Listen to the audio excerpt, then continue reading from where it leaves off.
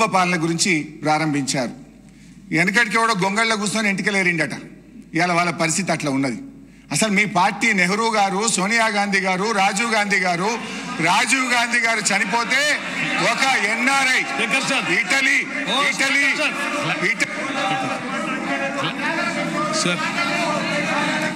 గౌరవ శాసనసభ్యులకు క్లారిఫికేషన్ మాత్రమే ఇవ్వండి.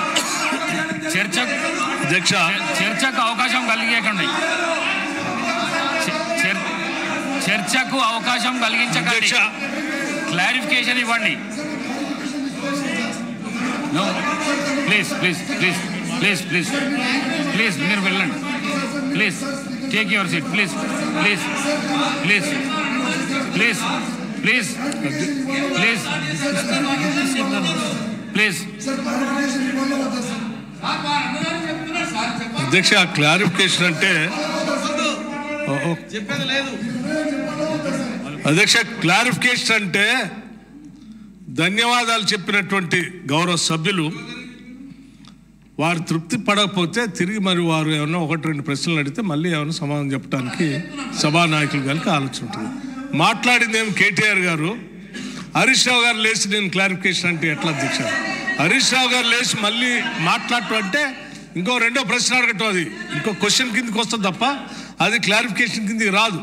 క్లారిఫికేషన్ అంటే కేటీఆర్ గారే మాట్లాడాలి. దయచేసి పోనీ సభా వ్యవహారాల మంత్రి గారు సరే ఒక నిమిషం హరీష్ రావు గారు మాట్లాడతారు క్లారిఫికేషన్ అని అడిగినప్పుడు వారు క్లారిఫికేషన్లోకి పోవాలి. కానీ జవహర్లాల్ నెహ్రూ గారి దగ్గర నుంచి చరిత్రలోకి వెళ్తే మేము చాలా విషయాలు మాట్లాడాల్సి ఉంటుంది. దయచేసి అది కరెక్ట్ కాదు. ఏదైనా ఉంటే కేటీఆర్ గారు క్లారిఫికేషన్ ఏమైనా ఉంటే 1-2 అడిగి ముగించవలసిందిగా కోరుతాం. బట్టి గారు, I have lot of respect for you. మీరు ఇక్కడ కూర్చున్నప్పుడు కూడా 5 సభ్యులున్నా మీరు 1:30 మాట్లాడినా బెల్లు కొట్టలే స్పీకర్ గారు. అంత డెమోక్రటిక్గా మేమున్నాం. ఇక్కడ మీరేమో మాటలేమో డెమోక్రసీ, చేతలేమో నిరంకుశత్వం. మీరు మా గొంతు ఎందుకు నొక్కుతున్నారని ఎందుకంత భయపడుతున్నారు? మీరు నిజంగా మేము మాట్లాడిన దానికి సమాధానం చెప్పండి. మీ దగ్గర సమాధానం ఉంటే మీరు మాట్లాడినప్పుడు మేము విన్నాం ఓపికగా. మా మాట వినండి, సమాధానం చెప్పండి. మీరు అన్నారు కదా రాత్రి 12 దాకా కూర్చుందాం, తొందర ఏమున్నది? Come on let us discuss. ఎందుకు భయపడుతున్నారు? గుమ్మడికాయ దొంగ అంటే భుజాలు తడుముకున్నట్టు నా గొంతు ఎందుకు నొక్కుతున్నారు? మైక్ ఎందుకు కట్ చేస్తున్నారు? Please please please bear with us. అధ్యక్ష, అసలు కుటుంబ నేపథ్యం కలిగిన పార్టీ కాంగ్రెస్ పార్టీ. మీరు ఒకరి తర్వాత ఒకరిని పెట్టుకొని వచ్చి ఇవాళ మమ్మల్ని పట్టుకొని మేము ప్రజల నుంచి ప్రజాస్వామ్యంగా ఎన్నికై వచ్చినాం అధ్యక్ష. ఇవాళ మీరు మమ్మల్ని గురించి ఈ రకంగా మాట్లాడడం అనేటువంటిది కేవలం మా మీద ఒక ఆరోపణలు చేసే ఉద్దేశమే తప్ప ఇలా సదుద్దేశం లేదు. ముఖ్యంగా అధ్యక్ష, అసలు మీ చరిత్ర ఎవరికి తెలియదు?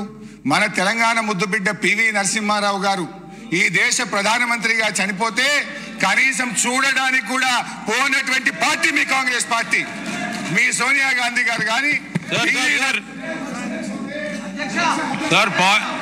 Sir objection sir sir